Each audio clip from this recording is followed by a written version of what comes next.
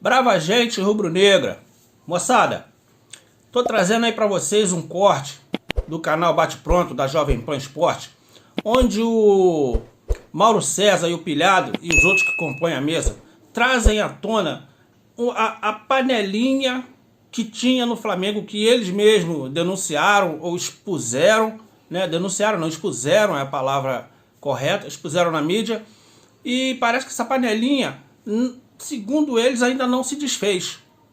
Eu trouxe para vocês as coisas que eles falam, que de repente vocês vão tirar suas próprias conclusões, vão ver se essa panelinha se desfez, se ela prejudicou realmente o trabalho do Paulo Souza, ou se só foi ruim mesmo o trabalho do Paulo Souza. Na minha opinião, foi um trabalho ruim do Paulo Souza. Ele fala também dessa broderagem com o Rodinei naquele jogo do Inter, que o Rodinei foi expulso, que o milionário lá pagou até 1 milhão de multa, que o Rodinei não podia jogar, ele pagou, né? E cita também o Diego Ribas. Ele fala muito mal do Diego Ribas. Quer dizer, em termos do atleta, do jogador do Flamengo. Ele não fala do homem, da pessoa, Diego Ribas, né? Moçada, vou deixar aí pra vocês. Moçada, se inscreva nesse canal, dá um like, segue a gente aí, acompanha a gente pra gente poder trazer mais notícias do Flamengo pra vocês. Valeu, moçada?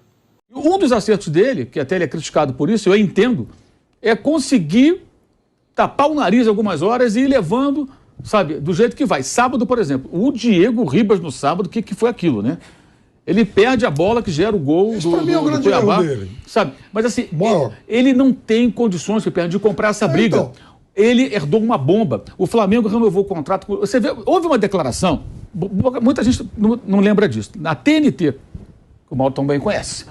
Lá esteve o senhor Felipe Luiz, que é um ótimo jogador, um cara articulado, inteligente, gosto demais do futebol do Felipe Luiz, acho um cara bem diferente. Mas ele deu uma entrevista que ele falou mais ou menos o seguinte: olha, naquela partida, aquilo foi uma final, Flamengo e Inter no Maracanã, 2-1. Rodinei era do Internacional emprestado, o Inter lá, um milionário colorado, pagou 1 milhão, que era a multa para escalado contra o Flamengo, um devaneio, uma loucura, meu Deus, mas fizeram isso.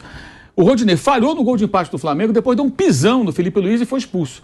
O Rodinei disse que ele e o Diego Ribas chegaram a interpelar o árbitro, sugerindo que não expulsasse o Rodinei porque não foi por mal, porque gostam muito do Rodinei.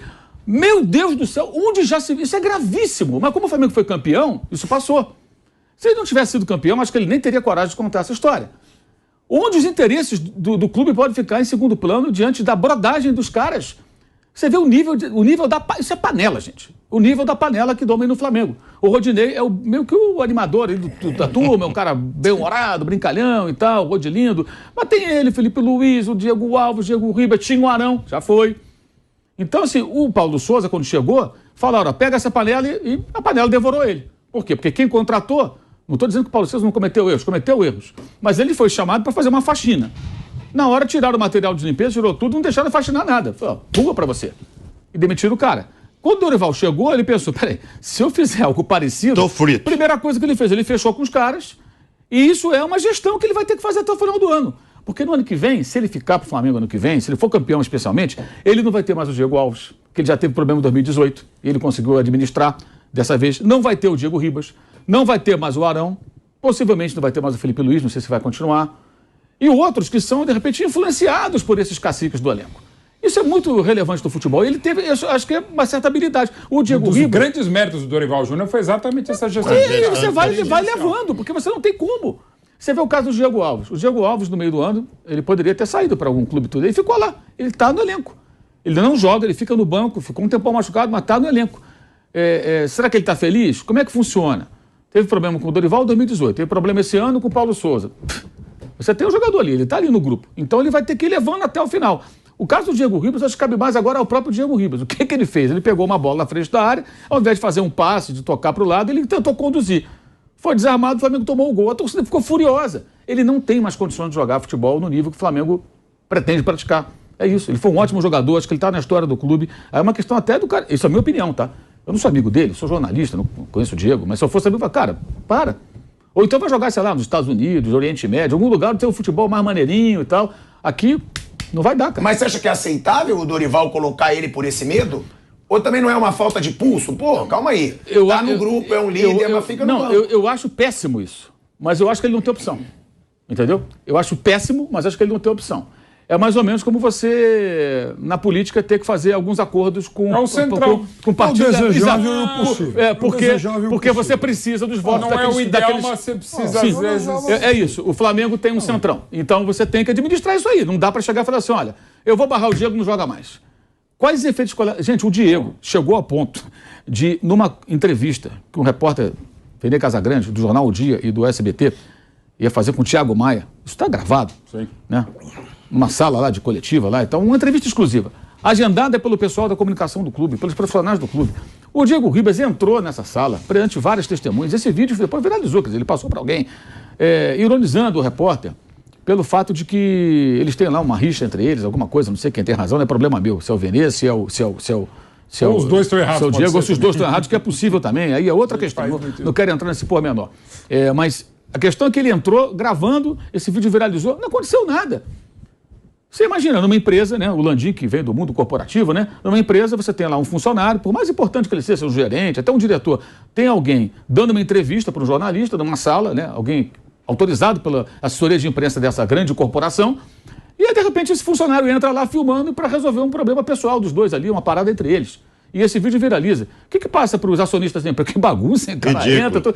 O Flamengo, lembra aquela frase lá na época do Valdemar, não sei o quê? Tem uma frase, uma das frases soltas assim: Flamengo não é bagunça, não. Até hoje, essa frase ecoa no Flamengo. Isso é uma bagunça, gente. Porque você vê a força que o jogador tem. O cara não teme nada. Ele acha que ele pode fazer o que ele quer ali dentro.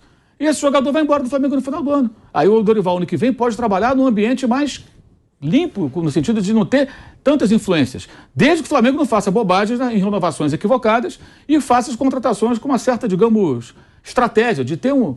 Porque o time de 2019 já mudou todo, né, gente? Já não tem mais quase ninguém. Né? Tá saindo todo mundo. E cada vez mais.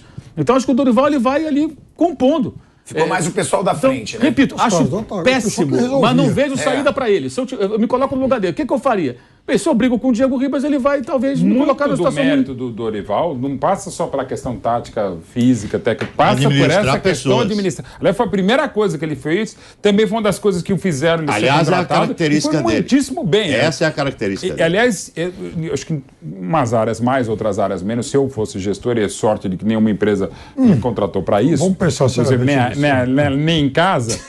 Uma das melhores... Eu prefiro, às vezes, se você tá uma coisa meio empate técnico, eu vou preferir sempre a melhor pessoa. E às vezes até menos, porque exatamente essa pessoa, pelo menos, não vai pode não te criar soluções, mas certamente não causará outros problemas que outras pessoas causam. Então, assim, muito do mérito do Dorival, ele chegou na Gávea para isso, foi exatamente, vamos fazer o seguinte, cara, vocês jogam muita bola, vamos parar de... Não vou dizer sacanagem, eu tenho muito forte, mas vamos voltar a jogar o que você sabe. O Paulo não foi legal, vocês não foram legal também com o Paulo Souza. Conseguiu abraçar os caras dentro do possível e o resultado está aí mesmo. Final de Copa do Brasil, final de Libertadores, e passa muito para essa gestão de grupo do Dorival. Não só como profissional, mas como pessoa. Mas às vezes prejudica o time também. Não, mas então, prejudicar o time... O Diego já prejudicou o time algumas vezes. Sim, tem muito mérito, tem uma história fantástica no Flamengo, todo nessa linha do Paulo. Ele poderia conversar com o Diego, na minha opinião. Eu te acho importantíssimo pro grupo. De repente até conversou, mas sim, mas se você colocar... Mas aí não coloca pra jogar. Ele coloca, ele é reserva. O Diego é reserva. Mas são eu. Você acha que ele não chegou no Vidal? Você acha que ele não chegou no Vidal? Ele tem entrado bem menos. Mas ele joga. Você não acha? Não, nem sempre. Bem pouco. Nem sempre. No jogo anterior ele não jogou. Você não acha que ele chegou no Vidal? Ele tá colocando os garotos antes. Falou pro Vidal. Ele está fora contra o Atlético Mineiro sábado. Sim, quer dizer, agora a tendência é jogar o Matheus França. Acho que esses últimos jogos, depois que passar isso tudo aí, vai botar um joguinho ou outro para jogar ali, correr um pouquinho, obrigado, tchau. Você não acha que ele chegou pro Vidal? Joga o resto da temporada. Você não acha que ele chegou pro Vidal e falou: o João Gomes e o Thiago Maia estão jogando demais e você não tem condição física para jogar um jogo todo. Portanto, eu preciso de você em alguns momentos só do jogo. Você não acha? Claro que ele fez isso, eu não tenho dúvida. Ele tão fez isso, o pessoal da CBF acha que ele é tão característica semelhante ao Tite, que ele é o grande favorito para ser o técnico da seleção brasileira. Anotem isso aí. Ele é o grande favorito exatamente pelo perfil, gestor de pessoas. Com quem que ele vai lidar? No Flamengo já tem um monte de estrela, não tem? Seleção, o que vem? Vem uma constelação, né? Na seleção vem uma constelação. Então os caras entendem que ele é o grande favorito para ser escolhido como substituto do Tite.